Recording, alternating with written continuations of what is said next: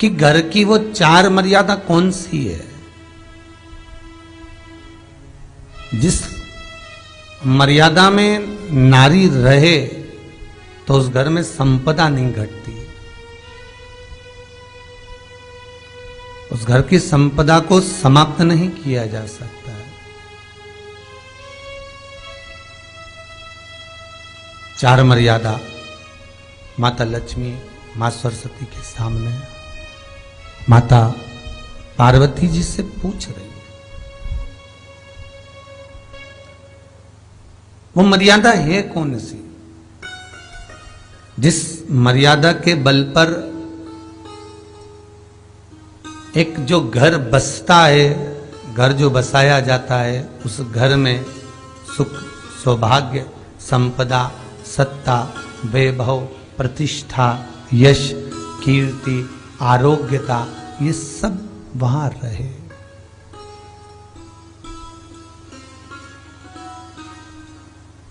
पहला मां पार्वती ने माता लक्ष्मी को कहा, अतिथि देवो भव।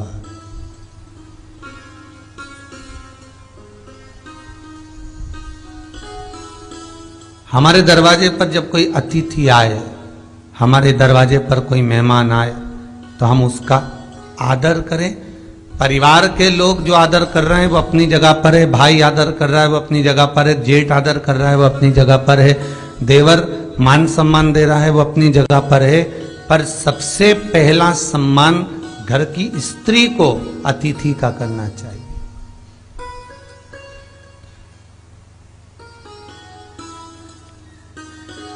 सास के मेहमान आ गए, पहचान वाले, बहुवन मालूम पड़े अपने कमरे में बैठी हुई है।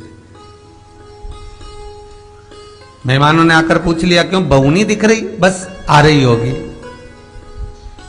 सास गई, रसोई घर में से पानी लाकर पिला दिया। फिर मेहमानों ने पूछा, बहू नहीं दिख रही? बस आती होगी। 2 बार सास ने गिलास भी गिरा दिया कि एक आध तो आ जाओ रही ऊपर से, पर नहीं आई।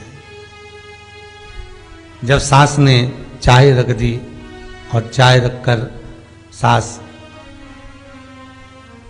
फिर लेकर आई, तो बहुओं के मन में आया, चलो सास ने चाय बना दी है, खुशबू ऊपर आ गई है, अब चलते हैं। और बहू फिर नीचे आई, जो मौसी आई थी, काकी आई थी, बुआ आई थी, चाची आई थी, उनको प्रणाम करा और अंदर जाकर चाय जो बनी थी उसको पिया।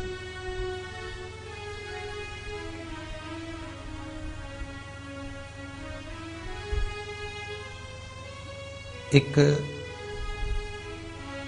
गरुड़ पुराण में लिखा है, 94 तरह के नरक में एक नरक है जो दरवाजे पर आए हुए अतिथि का सम्मान नहीं करता, उसको जल नहीं पिलाता, उसका मान सम्मान नहीं देता, उसका आतिथ्य नहीं देता, उसके लिए भी एक नरक रखा गया है।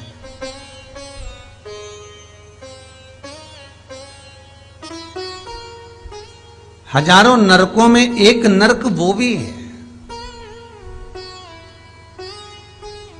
जिसका हमने आतिथ्य ना करा हो।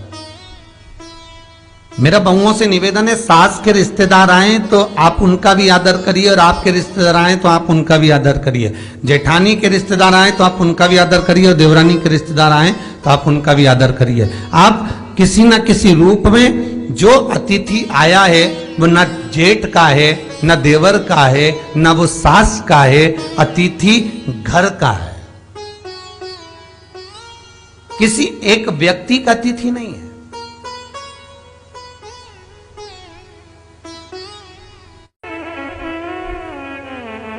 बड़ी बहू सोचे कि मैं घर की बड़ी, बड़े परिवार की, मेरे पास में बहुत धन दौलत, मैं काहे को गिनूं किसी मेहमान को।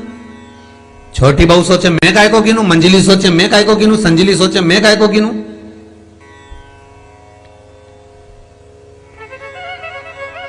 तुम्हारे माँ बाप आए, सास अगर तुम्हारे पिता से, तुम्हारी माता से बात ना करे, देवरानी बात ना करे, जेठानी बात ना करे, तो तुम्हें कैसा लगेगा कि तुम्हारे माँ बाप आए और किसी ने सम्मान नहीं करा।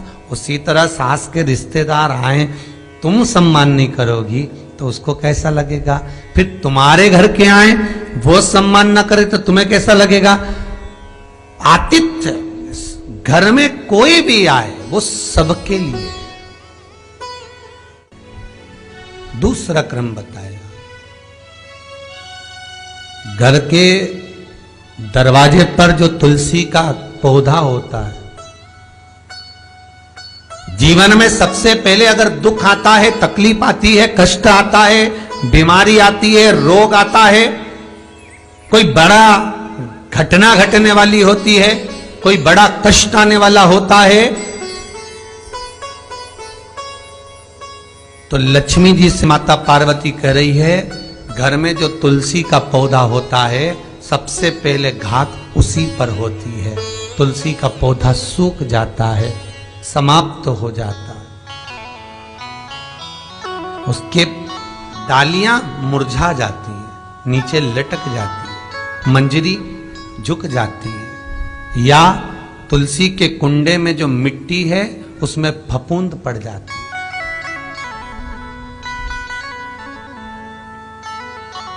कितना सुंदर बात कही है महाराज। तुलसी के क्यारे में, पद्म पुराण, तुलसी के क्यारे में जो हम जल डालते हैं, वो जल हमने जब डाला और वो जल अगर नीचे गिर रहा है, उसका भी दोष वर्णन है महाराज, उसका भी दोष हमारे शास्त्रों में वर्णित किया गया। तुलसी के क्यारे में अगर जल डाल रहे हैं और वो जल जमीन पर बह रहा है, गिर रहा है, उसका भी दोष है। तुलसी के क्यारे में उतना ही जल दिया जाए जितनी मट्टी सोख ले, 2-4 8 बूंद पानी गिरे चल जाएगा। तुलसी के क्यारे में छिद्र रहता है, बूंद बूंद पानी टपक जाए वो चल जाएगा। पर तुमने तुलसी के क्यारे में जो जल भरा, लोटा भर भर के डाल दिया, और ऊपर से जो जल कुंडा भरा कर उलीच में से, अर्थात भराने के बाद जो नीचे गिर रहा है, वो दोषपूर्ण है महाराज, उसकी दोषता है।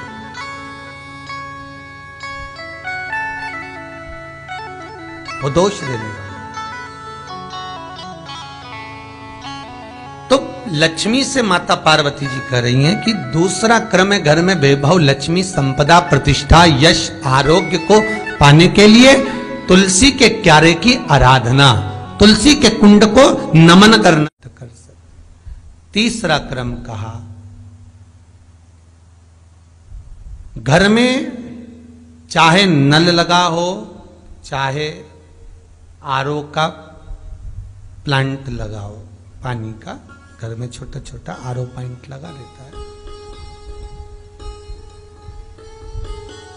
फिर भी घर के अंदर रसोई घर में एक छोटा सा मटका, मटका नहीं तो हंडा, हंडा नहीं तो बाल्टी, बाल्टी नहीं तो कलसा, पानी का भरा हुआ जो नारी रखती है, दूसरे दिन उस पानी को बाहर ढोल कर फिर वापस धोकर भर लेती है। मटका रोज धुलता है, हंडा रोज धुलता है, प्रतिदिन का।